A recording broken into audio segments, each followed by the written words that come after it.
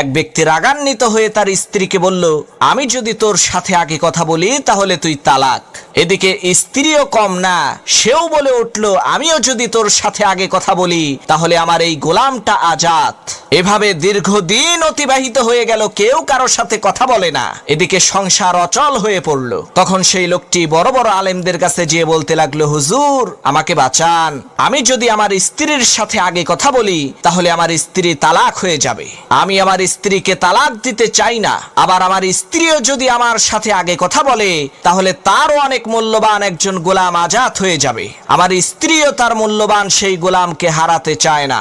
এখন আমরা কি করতে পারি? আমাদেরকে বুদ্ধি দেন। তখন সমস্ত আলেমগণ বলতে লাগলেন, ভাই আপনার এই সমস্যার একটাই সমাধান আছে, হয় আপনার বউ তালাক হবে, না হয় গোলাম আজাদ হবে, এছাড়া দ্বিতীয় আর কোনো উপায় নাই।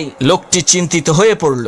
এক পর্যায়ে সেই লোকটি ইমামে আজম ইমাম আবু হানিফা রাহমাতুল্লাহি আলাইহির সাথে দেখা করলো। ইমাম আবু হানিফা রাহমাতুল্লাহি আলাইহি তাকে বললেন, তুমি তোমার স্ত্রীর সাথে আগে কথা বলো, তোমার স্ত্রী তালাক হবে না। ইমাম আবু হানিফার এই কথা শুনে অন্যান্য আলেমগণ বলতে লাগলেন, হুজুর আপনি এত বড় মাপের মানুষ হয়ে এই রকমের নীতিজ্ঞানহীন উল্টাপাল্টা ফতোয়া কিভাবে দিতে পারলেন? তখন ইমাম আবু হানিফা রাহমাতুল্লাহি আলাইহি বললেন, ভাইয়েরা আমার, আপনারা শোনেন, এই লোকটি যখন তার স্ত্রীকে বলেছে, আমি যদি তোমার সাথে আগে কথা বলি তাহলে তুমি তালাক, লোকটি তখন একেবারে চুপ হয়ে গেছে। আর তখন থেকে এই শর্ত কিন্তু চালু হয়ে গেছে।